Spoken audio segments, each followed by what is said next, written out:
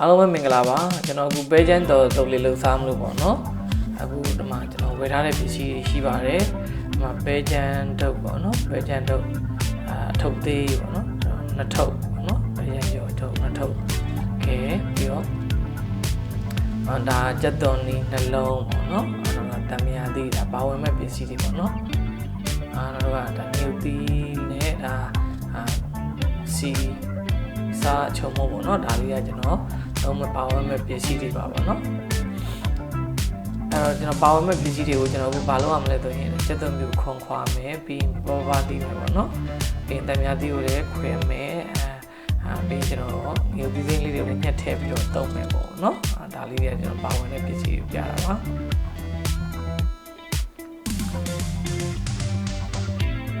စက်သွန်ကတော့ကြိုက်တဲ့လူကများများထည့်ပေါ့နော်ကျွန်တော်တို့ကတော့ဒါနေတော်လောက်ပေါ့နော်ကျွန်တော်လည်းကြက်သွန်ကြိုက်ပါတယ်ပေါ့နော်ကြက်သွန်လီးပြီးကျွန်တော်ဘာလီးထားတာပါ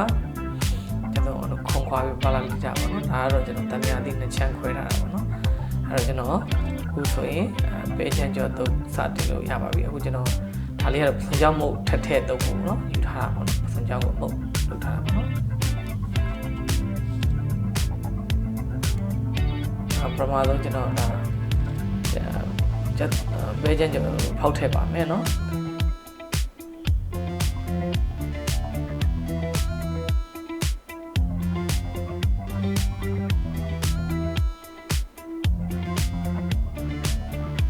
ဒါတော့ကြက်သွန်လေးပေါ့နော်ကျွန်တော်ခုနခွာပြီးပါလီးထားတာလေးပေါ့နော်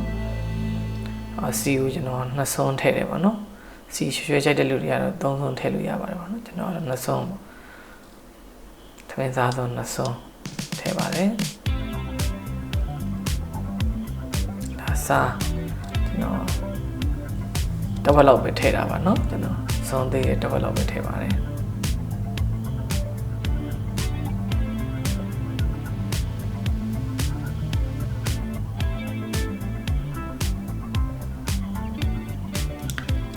ပစံချောင်းမုတ်ဖြစ်ပါတယ်ပစံချောင်းမုတ်ကိုလည်းကျွန်တော်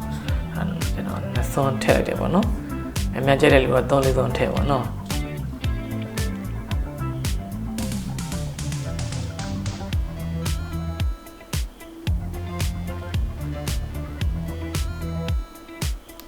ဟင်းခတ်မုတ်ချုံမုတ်နဲ့ထည့်တာပါဖြစ်ပါတယ်ပြီးတော့ကျွန်တော်ဒါကိုရောပြီးတော့မှုရယ်ပေါ့နော်သုံးလေးနဲ့ပဲမှုလိုက်ပါတယ်နဲ့ဒါဆိုတော့ကျွန်တော်တို့ဒီပဲချမ်းကျော်တော့အလွယ်တကူလေးပဲကျွန်တော်တို့လှုပ်ရှားလို့ရပါပြီအခုကျွန်တော်ဘာကြံနေလဲဆိုမြုပ်သီးကြံနေရနော်ကာလီသီးတောင်လေးကိုကျွန်တော်ကိုက်ပြီးထည့်ပါမယ်ကက်ကြီးလေးနဲ့ပေါ့နော်အဆက်များချက်တဲ့လူတွေများထည့်ပါနော်ကျွန်တော်တော့နေတော့3-4တောင်လောက်ပဲကျွန်တော်ကက်ကြီးနဲ့ညှက်ထည့်ပါတယ်အိမ်မှာကျွန်တော်တို့အလွယ်တကူလှုပ်ရှားလို့ရတယ်ပေါ့နော်ရင်းနှီးချက်နဲ့ပဲစားထမင်းနဲ့ပဲစားပေါ့နော်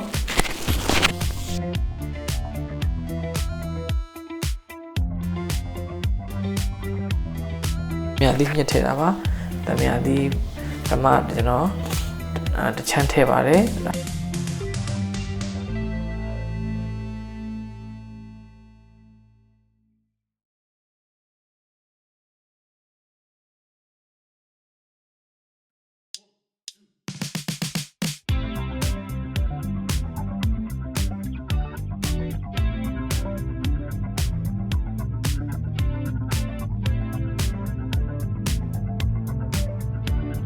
ရတာမြည်ကြည့်ပြီးသွားပြီဆိုတော့ဒါဆိုရင်ကျွန်တော်တို့ကစတင်သုံးဆောင်လို့ရပါပြီအဲ့တော့ကျွန်တော်အချိန်လို့နောက်ထပ်တံမြိုင်နောက်တစ်စိတ်ထပ်ပြီးညှစ်ထည့်တာဖြစ်ပါတယ်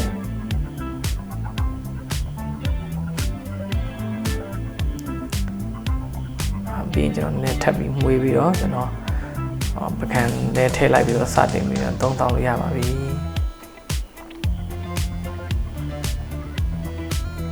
ဒါလေးကတော့အိမ်မှာနေအလွယ်တကူလှုပ်ရှားလို့ရမယ်အကုန်ကြတတ်တာတယ်ပြောမှဆိုရင်အလွယ်တကူစားလို့ရတယ်ပဲချမ်းတုပ်လေးဖြစ်ပါတယ်ပဲချမ်းကျော်တုပ်နှစ်ထုပ်တုပ်သေးလေးဝယ်ပြီးတော့တစ်ထုပ်မှ900ပဲရှိပါတယ်ဝယ်ပြီးတော့ကျွန်တော်ကျက်သွန်လေးနဲ့ကျွန်တော်တို့အလွယ်တကူတကယ်ချင်းနေနဲ့ပဲစားအိမ်မှာထမင်းနဲ့ပဲစားဒါလေးကအလွယ်တကူလုပ်လို့ရလို့အလွယ်တကူလုပ်လို့ရတယ် မြန်မာအစားအစာလေးတစ်ခုဖြစ်ပါတယ်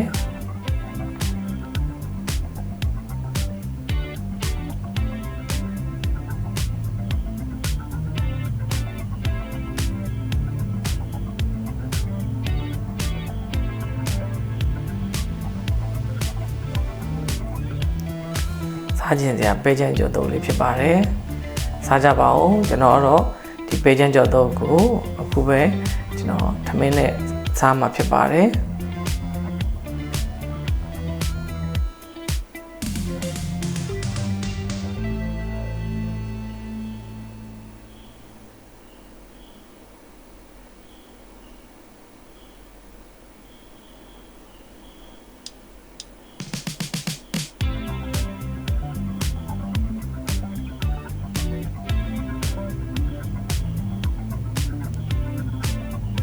ဒါတော့ကျွန်တော်ပဲရန်ကြော်တုပ်ကိုအခုထမင်းနဲ့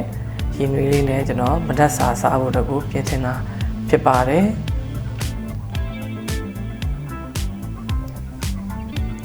လာလာဆက်ဆက်နဲ့ကိုပန်ကို